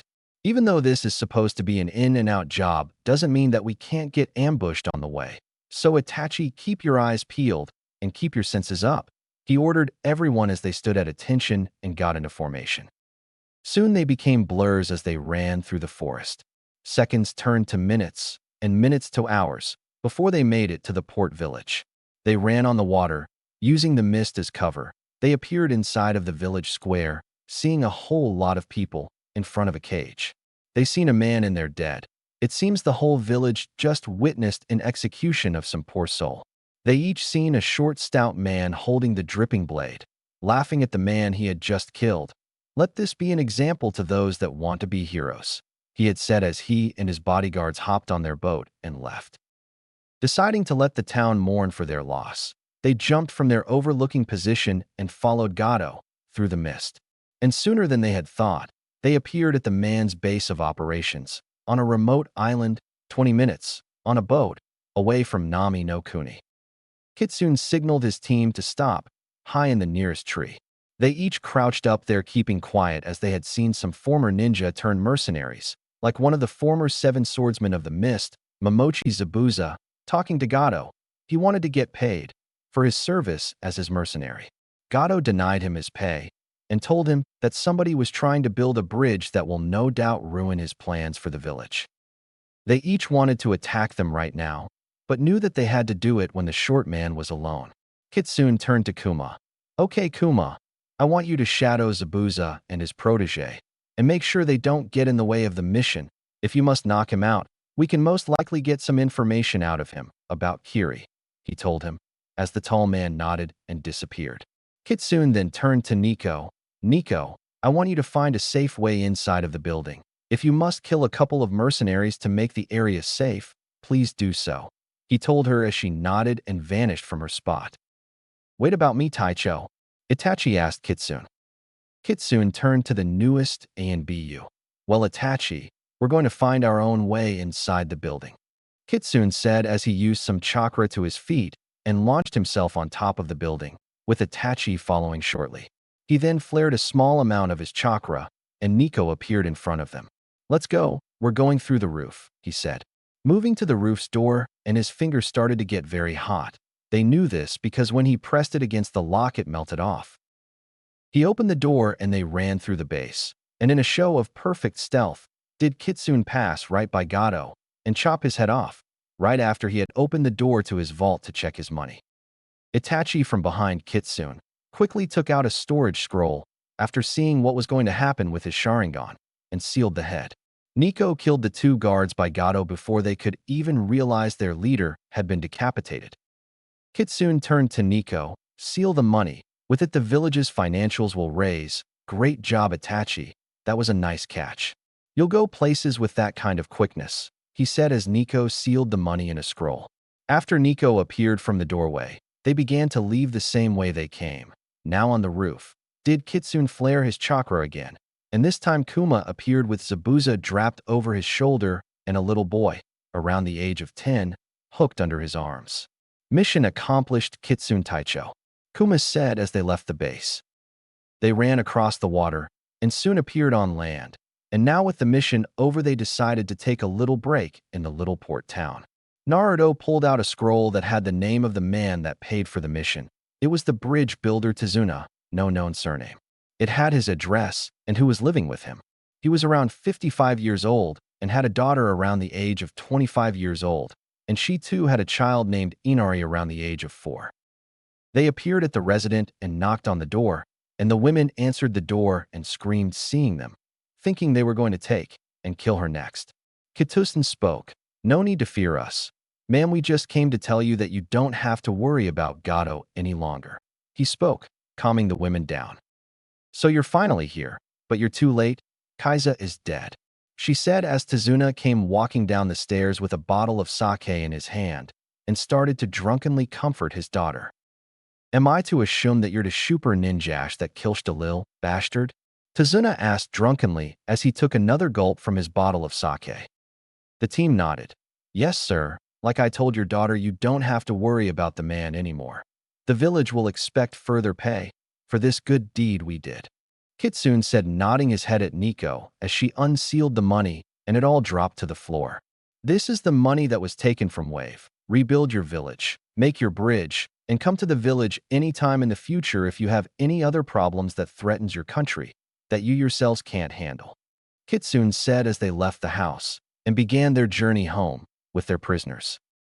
An hour and a half later, Team Omega appeared back on the main road of the village. They stopped in front of the gatekeepers, new Chunins Hagane Kotetsu and Kamizuki Izumo. Kitsune and the others showed their Yinbyu passes and entered the village. Izumo, this may be the easiest job we could have ever gotten, Kotetsu said, slapping the back of his partner. Izumo just agreed with his friend, and they shared a big laugh. Izumo then spoke after looking at the Yinbyu passes. Yeah, it sure is. But don't you ever wonder about the Chunins that had this post a couple of years ago? I heard that they suddenly disappeared one day. It was the talk of the village for a couple of months. And what's even scarier is that their bodies were never found, Izumo said. Team Omega shook their head at the rumor, and Kitsune knew he should go, but he just had to say something. What are you talking about? Sora and Ike retired from their ninja careers due to the madness of being at a village gate for countless years. I wonder how you two will turn out, he asked as he began to chuckle and vanished from his spot, with the rest of his team following. What, that's it? The quit? Maybe they didn't have what it took to watch a gate, huh, Izumo? Kotetsu said, leaning back in his chair, as Izumo hesitantly agreed with his partner, thinking about village gate madness. Hokage Tower. They appeared in the tower, bowing, as Kuma put the bodies down and joined in the bowing. Kitsune took his mask off, making it tilt on his head, and spoke. Mission accomplished, Hokage-sama. It was easier than I originally thought it would be, he said, standing up and giving the Sandaime the scroll containing the head of Gato as proof of the kill. Also, Kuma here was so kind to capture some important people. We have here Momochi Zabuza and his student. As you can see, they are knocked out and have been for quite some time now, he said, moving the Hokage's attention to the bodies on the floor by drifting his arm in the direction of the bodies. Good job, Naruto-kun. I knew it was a good idea to support you on being captain of this squad. So how did Itachi-kun do on his first mission? He asked the short squad leader. He did an excellent job on taking orders, and if it was up to me, he'll do an even better job on giving them. In time, of course, he is very advanced in his Sharingan, like any other prodigy would, and he's a seriously quick learner. He takes initiative when he needs to, Naruto said, giving the Hokage a quick report of his adoptive big brother. Sarutobi nodded his head and looked at Itachi as he too took off his mask. So Itachi, how was it taking orders from somebody much younger than yourself? He asked, smiling behind his pipe. Itachi showed a faint smile in that regard. At first, I thought it was going to be annoying, taking orders from my little bro, he said, rubbing Naruto's head again.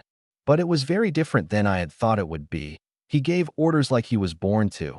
He was serious all throughout the whole mission, and when it was over, we went to the house of the man that gave us the mission and returned the money.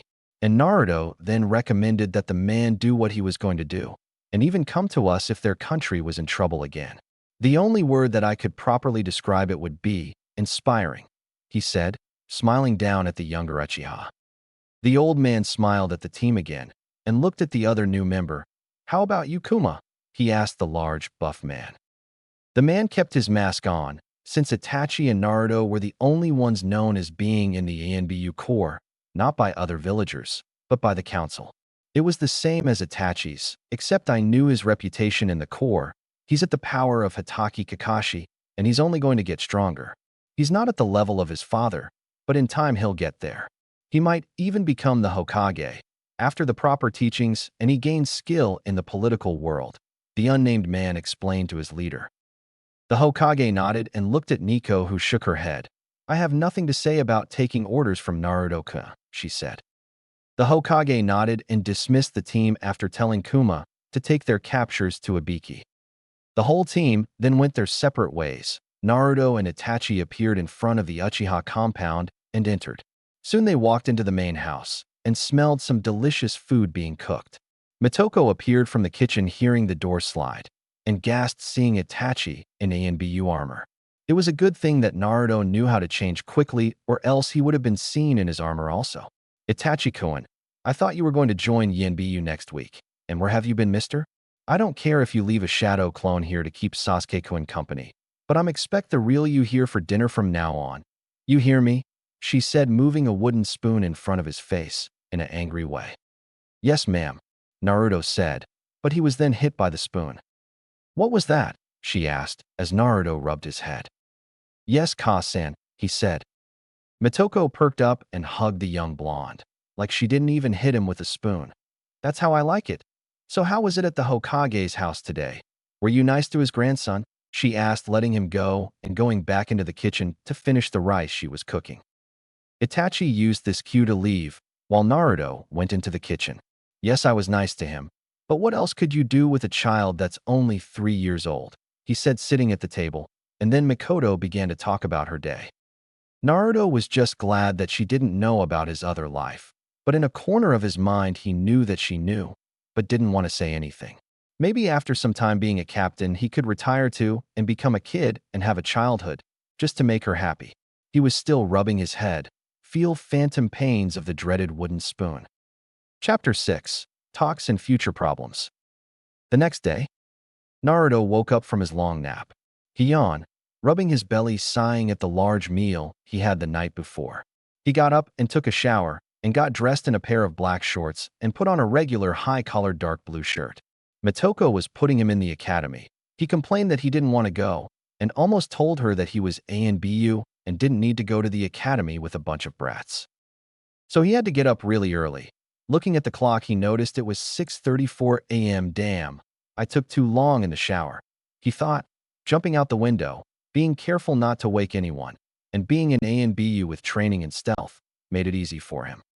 He appeared on the windowsill of the Hokage's office and opened the window and searched the desk for the academy enrollment application Mitoko sent here. He found it and burned it with a small fire jutsu, and just as the last of the embers disappeared, the Hokage entered the office. Naruto-kun, I thought I felt your chakra signature up here. So do you mind telling me what you're doing up here? He said, sniffing the air, a little smelling burnt cinders. What did you burn? He said, crossing his arms. Naruto lowered his head. Mitoko-san is thinking of enrolling me into the academy, and what I burned was the application for it, he said, telling the truth. The Hokage thought about this. Well, good, but you could have just come to me and told me of this.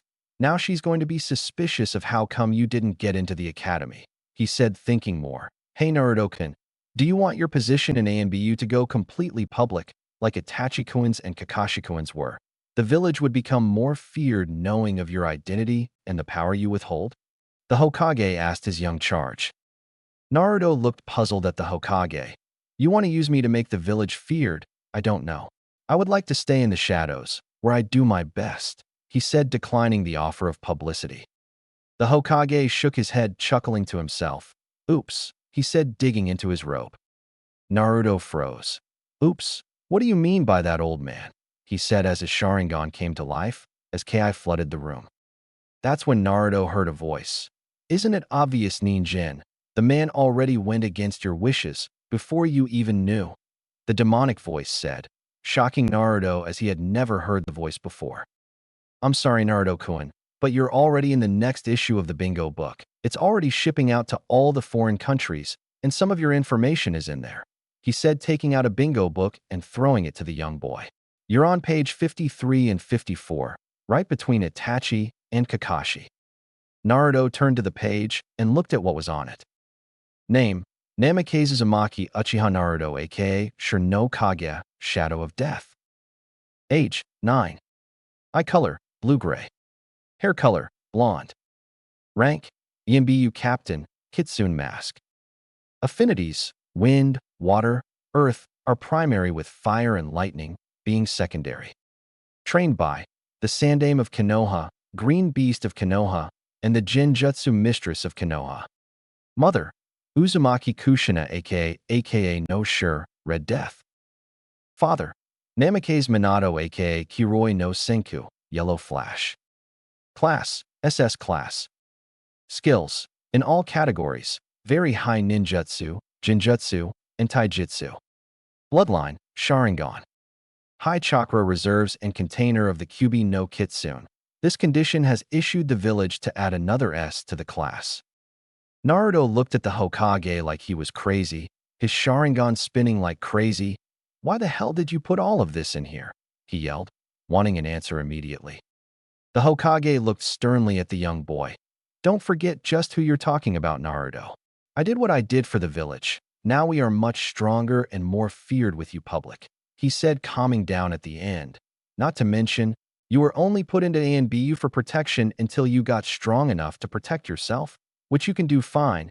Now leave my office, I got work to do," he said, dismissing Naruto with a wave of his hand, which Naruto had nothing to do except apologize to his leader while bowing and leaving the office in a body flicker. Not even a second after appearing from his body flicker to the roof of a nearby building did he hear the voice again. "You're just going to take that from that old fossil?" the voice asked in mild discontent. Deep down, Naruto knew this was the QB and decided to be respectful to the giant kitsune in his mind. After all, it is the king of all demons speaking to him. I have to. He's the leader of the village. Naruto thought simply. And yet, you're stronger than him. He did too good of a job training you. And plus, I have the feeling that something is going to happen in the future, and when the time comes, you need to make a decision to either stay here, where you're hated in public and respected in the shadows, or leave, and you'll be feared by all. Think about the choice, kid," the QB said cryptically as it returned to the depths of Naruto's mind. Naruto stood on the roof for another 5 minutes just thinking about what the QB said, before he shook his head and jumped towards Anko's apartment to see how she was doing, as he haven't seen her in quite some time. He appeared in front of the door and knew not to knock as it was a little too early in the morning and she will get cranky if he woke her up. So he picked the lock, as melting it would be bad, and silently entered the apartment and looked around. The apartment was a little boring, if you asked him. It only contained a couch and little table and a television, no pictures on the wall and no decorations anywhere. He heard light snoring coming from the single bedroom and quietly entered and seen one of the purple-haired goddesses in the village, sprawled out in her bed, the blankets barely covering her body. Her hair was out of its usual ponytail, and it was longer than he had imagined. It looked like it could reach her shoulder blades. He looked around her room and seen a couple of picture frames with pics of her, Yugugo, Kurenai, and another girl he hasn't seen before. She looked about 16 years old. She had brown hair and big red fawn-like marks on her cheeks, showing that she was an Inuzuka. She had a moderate-sized bust, maybe a small C-cup, and nice cute light brown eyes. This picture was taken recently. He noticed Anko and the others looked the same as they do now, so maybe a couple of weeks ago. The main thought in his mind was, why wasn't he invited to take the picture with them? Or was this girl's night out? Whatever it was, he didn't care. All he cared about was meeting this new chick. The real thought was, why didn't he know this girl? He was an ANBU dam, and he should know about everyone in the village, until it came to him. He snapped his fingers and silently watched Anko turn over and make a cute sound as she did. But back at the topic at hand, the girl was Inuzuka Hana, daughter of the clan head, Sum. I love being in ANBU, he thought as he turned around. He walked to the door and exited the room, closing the door silently as he did, for what he was about to do would most likely wake her up. A little after 8:00 a.m., Anko finally woke up and opened her door. When the scent of some delicious breakfast invaded her senses, she got into shinobi mode, knowing that not only did she not have a roommate, but someone was still in her apartment. She grabbed a kunai from only Kami knows where and stalked through her house and entered the kitchen, throwing her kunai as she did. She didn't expect for it to bounce off of a swirling ball of wind that was surrounding the intruder, and the only people she knew that knew how to use wind was Naruto and Asuma, and the latter was still at the capital. She barely just noticed that the intruder was Naruto. She rubbed the sleepiness out of her eyes and looked closer at the invader and seen his spiky blonde hair. Now Anko-chan, that is no way to treat someone who just cooked us breakfast," Naruto said, hopping down from nothing. She scoffed. "Yeah, well, Gaki, nobody told you to cook this delicious smelling meal," she speaking slower as she smelled the food on her kitchen table. Her stomach growled, and she blushed slightly as she rubbed the back of her head. "Sorry, I haven't had anything to eat since you brought in that missing Nin. Zabuza, he hasn't even talked since we got him. Not even Ibiki can make him utter a single sound. I even told him I was going to cut his balls off if he didn't say anything," she said, not seeing Naruto shiver in slight fear. He sat at the table with the rest of the food. "And did he talk?" Naruto said, dividing the food up equally and sitting down. "He just cooked an omelet that had some ham and herbs in there, with a side of hash browns and bacon." She nodded after saying, "Itade Kamasu with Naruto." "Yeah," he said, "don't cut my balls off." and that he needed them, she said as they both laughed. Now that I think about how exactly did you capture someone like Zabuza in the first place, she said, taking a bite of her omelet. Naruto stopped mid-bite. I never even asked Kuma how he did it, he thought as he looked at Anko and shrugged his shoulders. Maybe we should ask him later? Naruto suggested after finishing his meal, and Anko agreed as she too finished her meal. That was a great breakfast. Thank you, Naruto-kun, Anko said, giving him a peck on the cheek, watching Naruto blush and rub the back of his head in embarrassment. So how about we go to HQ now and get the questioning over with, she asked, walking to her room to change in her regular clothes since all she was wearing was a pair of bra and panties over a robe. That's good, Naruto said, and as soon as the door to her room closed, blood started to finally come out of his nose and his head collapsed on the table, as he had seen more than he should have, and used the Sharingan to memorize it. Good thing she hadn't noticed. She came out minutes later after he picked his head up from the table and cleaned up the blood from his nose, and they left for the ANBU HQ. On the way, Naruto turned to Anko. Hey Anko, did you get the new bingo book? He asked out of the blue. She shook her head negative. No. Why did it update? She asked with Naruto nodded, and reaching into his pocket and throwing the one he got from the Hokage. She caught it mid-jump and skimmed through it. She stopped completely, forcing Naruto to stop too. Naruto-kun, what are you doing in the bingo book, and why is there so much information? You know, now that I think about it, all of the people that enter the ENBU and have the Sharingan find their way onto the bingo book. It's weird, she said, shrugging her shoulders, not caring anymore, for what was done, meaning it couldn't be reversed, so you might as well adapt to it. Naruto caught the book and they continued their journey. The Hokage put me in here, saying that, now that I'm stronger I should get out of the shadows and stop hiding. Which I understand, but I've been in the shadow for the past 4 or 5 years now. I like not being glared at by the populace every time I'm on break and journey into the village, Naruto said, just rambling the more he went on. Anko turned to him and said, what did you say? I wasn't listening, she said, laughing, knowing that he knew where she got it from. Naruto joined in the laughter as they did a quick body flicker to appeared on the other side of the wall and went straight to ENBU HQ. They entered after being checked and saying hello to some of the members they knew and headed for the part of the building that held the prisoners, where they went through the maze-like corridor and opened a door and stepped into a hallway that held the holding cells. They passed by many dangerous criminals that were either there for life or waiting for a private execution. They opened the door on the end of the hallway and entered a less dangerous criminal area. These were just people that were only here for a predetermined amount of time, and those either getting ready for being interrogated or was sent back here because they didn't crack. They walked to the guard guarding the cell and asked him if they could talk to the prisoner. The ANBU nodded and walked away after unlocking the door for them to enter. And enter they did. It was safe as Zabuza's hands were tied to the wall, and the handcuffs had a chakra-draining seal etched onto them, and not to mention the strength of the cuffs themselves, so they wouldn't be in any kind of trouble. Currently, Zabuza was meditating with his hands behind his back and sitting in the most comfortable position he could be in. Zabuza, we need to talk to you, Naruto said, sitting down in front of the demon of the mist. Naruto began to study the man since he didn't respond to his statement. He noticed the man was in a very deep concentration. I noticed you seem to be reinforcing your mind to prepare yourself for when Inoichi-san comes to take a look at your mind, to gather information about your country and anything else he feels like looking at, Naruto said, seeing a slight twitch in the left eye of the man. He had been removed of his weapons, obviously, and his original clothing. He was now wearing a simple gray, full-body jumpsuit and simple cloth wrapped around his feet. And now that Naruto thought about it, he had come in with somebody. Say, where is that one kid we brought in with him? Naruto asked Anko, not turning away from the man, and he was guaranteed a more noticeable twitch from the man, who then opened his eyes. Where is Haku? He asked simply, with fire burning in his brown eyes, looking straight into Naruto's own blue-gray ones. Naruto wagged his finger in front of the man's face. I'm the one that's going to answer the questions, but if it'll help you cooperate, then I'll tell you. Are you going to cooperate with me? Naruto asked, stopping his finger wagging and looking straight into the older man's eyes, just as he was doing to him.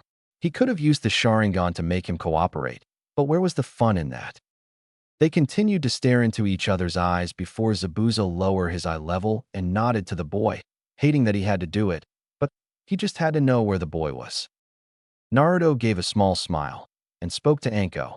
Anko, tell the man where the boy is. I imagine that he'll be pleased, he said, standing up from his crouch and shook his legs to get rid of the aches and pains. Anko also smiled. The kid is in a way better, more furnished jail cell. We felt that since he was only a kid, he should be put into a more livable area.